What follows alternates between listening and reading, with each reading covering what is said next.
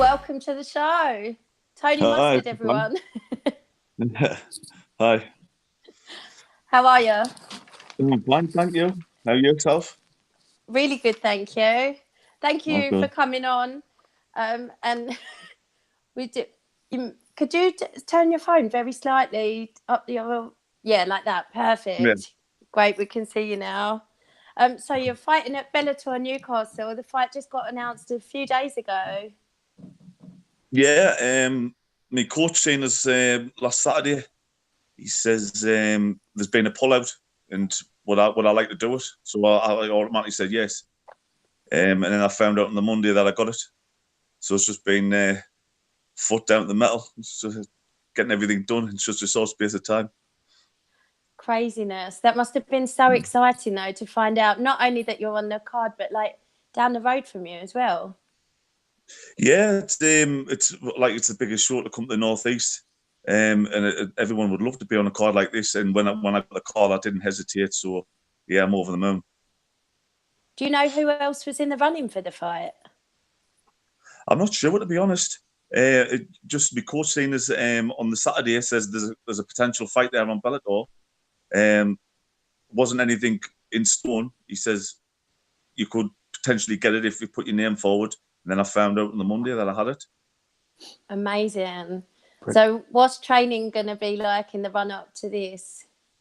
Well, it's work, straight home, get changed, straight down to the gym, done my rounds tonight. And it's just constantly gym, back, home, work, gym, straight away. It's madness. So what do you do for a day job? I work as a forklift driver at one of the car manufacturing plants, just locally. Okay, so is that long hours as well? Yeah, well, I was working like 7 till 3 today, and then it was like straight home changed, and I'm back to like 8 o'clock training, so it's pretty mad. So where's it you're training now? You still at the fish tank? Yeah, I'm still at TFT. Fantastic. So who's helping you prepare? Have you got guys? Is Callum still floating about?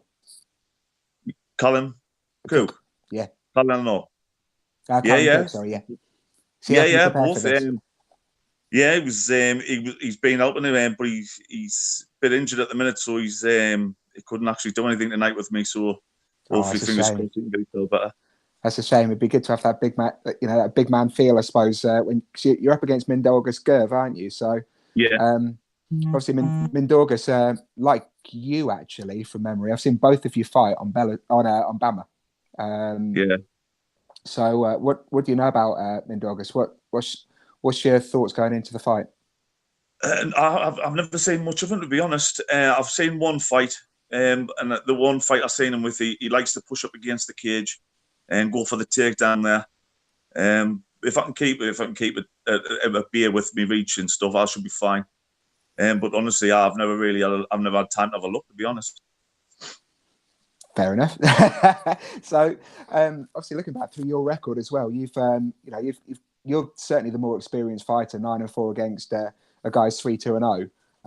You fought out, made for the cages, obviously being your home. It makes sense, obviously, being a Mackham like Dale. It makes sense for you to have fought on this show, but you've also had a bit of time in South Africa as well on EFC. So how did that come about? Yeah, well, it was the same again. And my coach was friends with Carl Prince, and he says that there was a fight there in South Africa, and I would get it. But I think I took it at the wrong time, to be honest. I found out 5 weeks before, but I had my holiday planned with my wife and kids, so it was like 2 weeks away, then back 2 weeks intense training, and then back out there for a week. And a 5-hour flight to South Africa. Yeah, and the altitude was ridiculous. I've never felt anything like it, to be honest. Was it Cape Town you fought? I fought at Johannesburg twice. Oh, did you? Oh. Yeah. It's crazy, the altitude. So do you feel that was too early in your career, or just the timing? I had things going on inside and outside of the cage. I think there was just wrong timing, to be honest. I think now if I went back out there, I think it'll be a totally different story. I think I got my head down, took a bit of time off, got my head straight, and I just started enjoying training again.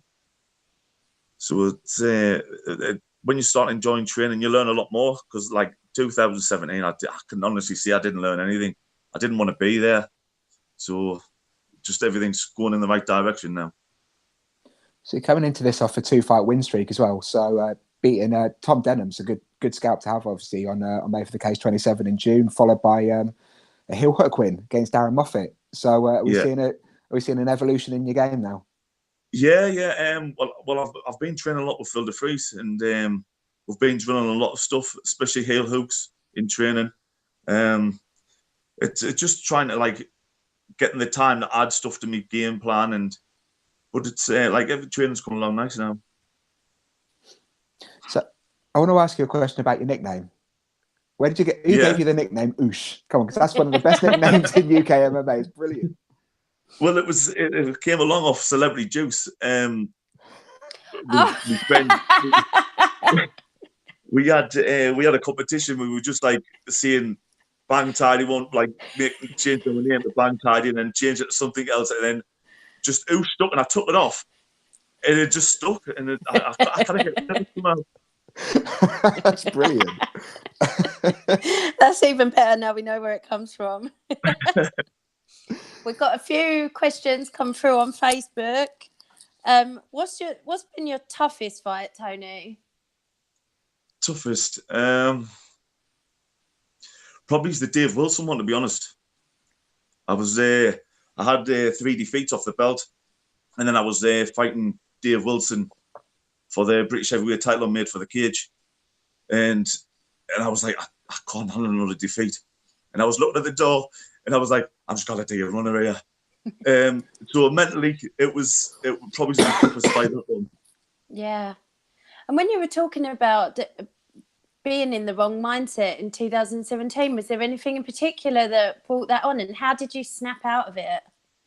It was just I had things going on at work, and I had loads of injuries, especially with my shoulder, and it was just playing on my mind constantly. And then after 3 defeats, and then I won against Dave Wilson, and then I got defeated off Darren Taylor on Bama. My coach just says, look, just take a bit of time out. Yeah. So I spent a bit of time with my family, and I just had a few months off and come back and just start loving training again. Yeah. Wow. I think that was the turning point, yeah. We've got a couple more questions to get through. I don't know, have you seen the news about Conor and Khabib today and their punishments? I've seen bits and pieces, but I've never seen if anything's in stone yet, no.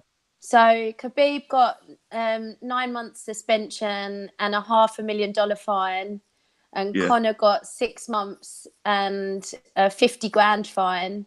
And the 2 guys that jumped into the octagon after the fight and hit Conor got a year each and a 25 grand fine each. And the question was just what you thought of their punishments and if they were deserved. I think they will be deserved, because I think there's a lot of people watching, and there's a lot of kids watching who's looking up these kind of people. So I think seeing that, I think it was deserved, to be honest. Yeah, and they also said, or I think the Athletic Commission said that if Conor continues to be as crazy as he is in the lead up to the fights with the stuff he says, that he could be punished even just for the verbal things that he says before a fight. Yeah, I mean, Conor's Conor. He hypes the fight up, but he's made his name now. I don't think he needs to hype it up anymore, to be honest. People see him on the card, and I think just his name on the card is just enough now. So I don't think he needs to hype it up as much as he does, to be fair. Yeah. For me, I just think there's only so far you can push someone, and he could be managed to keep a lid on it and the whole way through the run-up, the whole way through the fight. And then I just think his limit was reached. I think he brought his family into it and everything, and I think there's a line. I think he crossed it, to be fair. And his religion, I think at the too, end, I think he's just let everything loose at the end. I think that's what it was. Yeah, no, I agree. And then, in your opinion, what is the biggest UK MMA promotion? Well, it was Bama, but I don't know what's happening with them at the minute. But there's some good ones coming through. I mean, if Made for the Cage dotted about a bit, I think Made for the Cage could be one of them. I'm fighting on a new one in March for the World Heavyweight title on World Combat Fighting Championships. I think that would be good. I think they've got a bit of money behind them. But there's a lot of shows kicking about. I think they could have the potential. If they just dotted it around instead of staying locally. Oh, and I'm getting told off. There's more questions coming through. Chris, what's your opinion of the biggest UK fight promotions? Are you asking me? That's put me right on the spot. Bearing in mind that I manage fighters.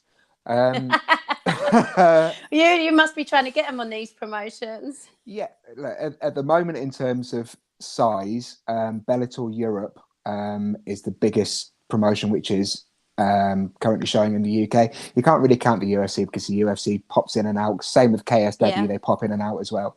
So Bellator Europe, their two fledgling shows are in the British Isles, if you count their Dublin show as well. That's got to be the number one.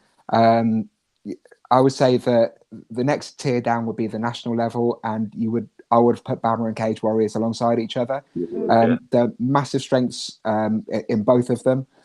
Cage Warriors were incredibly good at promoting themselves, at promoting their fighters, the professional image that they portray to the general public. I think is superb.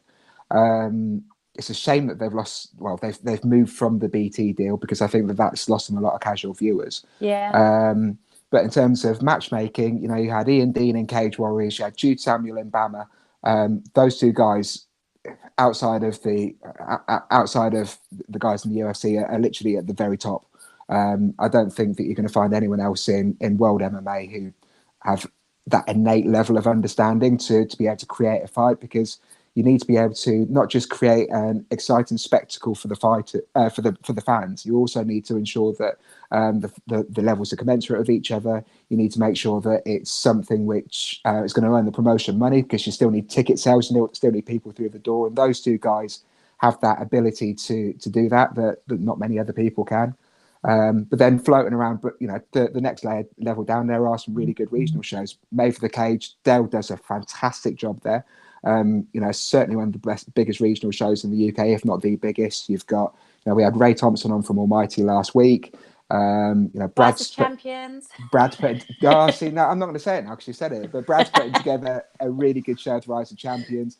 You can never discount Dave. Dave O'Donnell is the godfather of MMA across Europe, not just in the UK. So, okay, he's wound down UCMMA a little bit in comparison to the older days, but the guy can hyper fight. He can hyper card. He always puts on good shows. So, Shock and Awe. There's lots and lots of good shows about. So I'll stop gassing on now, because this is supposed to be Tony's time, not me talking about UK MMA and bricking it. We'll go back to you, Tony. This is from, I think this was Callum Cook that you were talking about earlier. He sounds like he's giving you a bit of shit here. He wants to know what your diet is. Pizzas and burgers at the minute.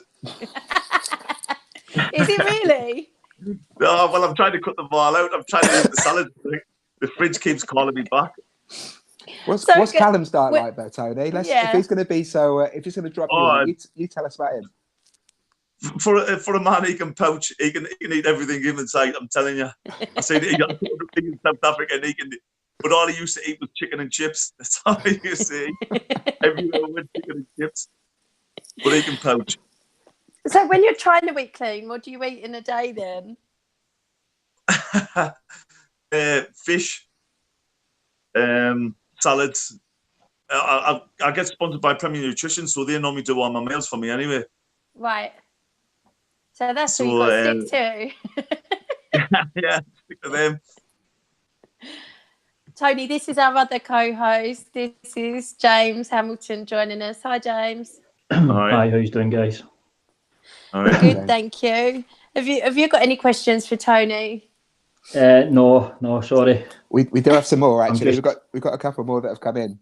I'm a bit slow. Go on, you go, Chris. So, Tony, do you ever talk shit to get into do you ever shit talk opponents to get into their heads?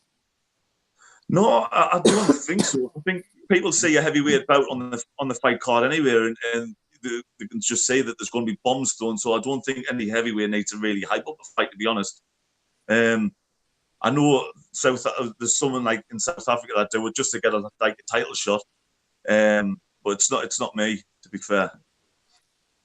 Okay, can I just ask quickly, just on top of that question, Tony, has anyone ever shit talked you and it's had any effect on you getting into a fight?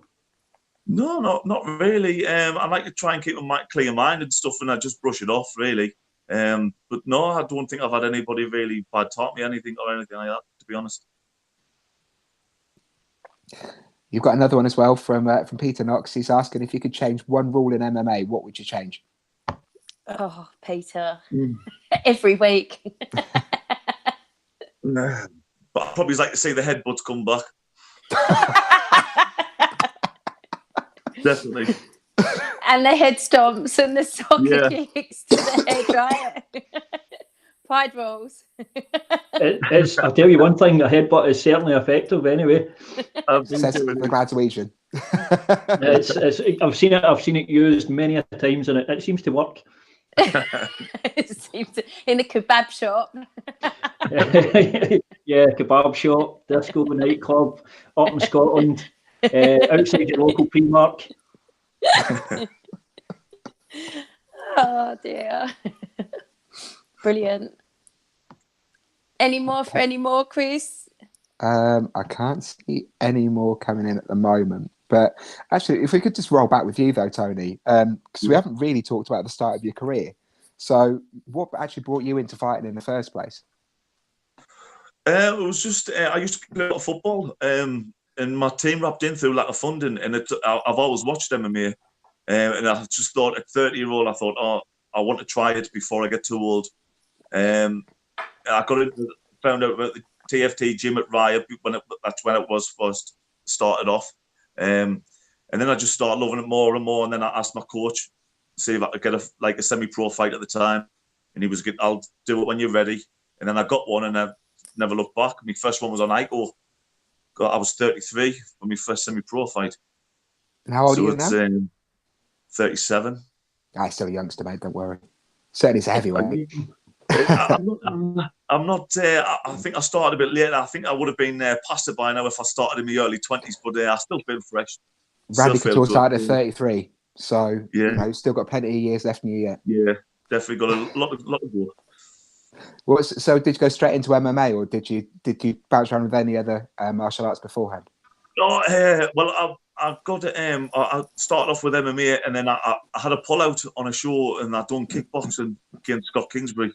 And I didn't like it, to be fair. I didn't know any of the rules. They kept on getting told up by the ref. You're trying to headbutt? Yeah. I had hold of his leg, and I was like, well, what do I do with this now? And I just threw him over, and he was like, no, you can't do that. But it's not, it wasn't my cup of tea. So fighting in Newcastle then, as a Mackem. Yeah. Is it home, or are you constantly walking around holding your nose? It's a tough question. No, I think it would be classed as home, to be honest. I think it's the biggest venue in the northeast. I think, other than if you get a stadium. So I think we're classed as home, to be fair.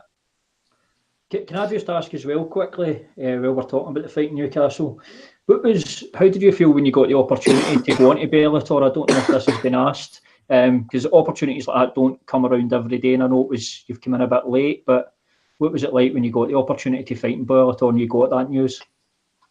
Oh, well, I said before, my coach told me on the Saturday, and he asked me, do you want it? Now, there was no hesitation. I was like, yes, if I can get it. He went, there's nothing in stone. And then when I got the text on the Monday, I rang my wife straight away, and I'm like, yes, I've got it. So I was definitely over the moon. And with regards to going to Bellator, I know a lot of guys have got one fight deals with them, and I guess it's a chance to prove yourself to the promotion. Is that similar to yourself? It's a one fight deal, and you get an opportunity to go beyond that. Yeah, look, I'm not going to waste the opportunity. I'm going to show what I can do. If they offer me a contract, then great. But I'm not holding out for anything. I'm not hoping for anything. I like fighting. I like having 3-4 fights a year. So if they offer me a contract, it would have to be at least a good one to say like I can have like 2 or 3 fights a year, because I'm not getting any younger. You know what I mean? Yeah, absolutely. Callum's hit you with another question, Tony. I have told him that you're going to kill him in training for this. How old were you when you accepted being bald? I was there. I had a full head of hair before I started TFT. It gradually round me down. I think I was 34, and I was like, right, that's it, get it off. And Any consolation, mate? I'm 4 years older than you, and at 30 it just went like that. It was there one minute and gone. Is it one of the toughest decisions you've ever had to make, Tony? Deciding that's it has to go. Not really. It was there. It was getting a bit ridiculous. The ball push at the back. I was like, it's gonna have to go. Look stupid anyway. It's when people can't accept it. That's the worst. You just like this, and they grow it a bit longer and try and just like cover it up. And it's like somebody tell him that he's gone bald. Yeah. Back home, the Lord. Get rid of it. It looks fine. Bald heads are great. Yeah. It's sexy. This is what I'm hearing. I might have to shave mine off. Do it. Honestly, you'll never look back. But I guess the upside I've got is I can grow it back. Oh, look at that. Itchy.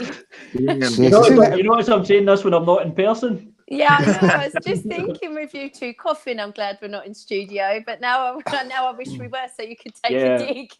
I apologise. I've got a chest infection that just won't quit. So, oh dear. So, Tony, coming out of TFT, you guys have got it's like a hotbed of talent up there. Now we've spoken about Callum, who's battled a lot of injuries, but he he's come back and he won a title last year, I think, on Golden Ticket. Talked about Cal Eleanor, who recently fought for title in EFC. Obviously, you, Andrew Fisher. Where's he fought? BAMMA, Bellator, ACB. Who's next from TFT? Who should we be looking out for? Oh, well, Lewis Monarch. Lewis Monarch's a good one. I think he's on Cage Warriors soon. Mm-hmm. Obviously, we've got Phil de Vries. Phil de Vries trains us a lot. There's a lot of talent, a lot of different categories, weight categories. There's a lot of good talent coming through, and they're all young lads as well. So I'm glad I'm just not as young as them. I couldn't be put through that all the time through them. There's some good talent coming through with TFT. Awesome. Have we got any other questions coming in? I think we're all up to speed. Yeah, Callum's not been brave and asked anymore. So make sure when you hurt him, tell him give him a dig from me as well for the bowl comment. Yeah, I will. And save one for James if you ever meet him. Well, I'll be down at Newcastle. I'm working. So, there you go. Perfect. If you see somebody hiding in a corner, Tony, don't worry, it's just me. Oh, you have got one last one before we go, actually, from our friend Chris Scadden. He said, Tony, the friendliest crowd I've been a part of was at Made for the Cage. Can you feel that atmosphere in the cage? Oh, yeah. Especially when they're shouting and chanting your name. You can definitely feel the atmosphere. It builds and it's electrifying when it's actually starting. And it was the same at, I would like to say it was the same as BAMMA, but I was on too late at BAMMA. I was on at like 12 o'clock. I think everybody had gone. I think there was about 3 people left in the arena. But it's always a good crowd at Made for the Cage. It's fantastic. Excellent. Thank you very much. Thank you. Well, we wish you the very best of luck at Bellator, and James will be there to do your winner's interview after your fight. Yeah. Best of luck down in Newcastle, Tony. I look forward to the fight, mate. And thank you so much for coming on. We really appreciate it. And we'll all be shouting "oosh" at the telly when you walk out. Yeah, we will. Oosh. Thank you, Tony. Right, thanks a lot. Thanks, Tony. See ya. Thanks, guys.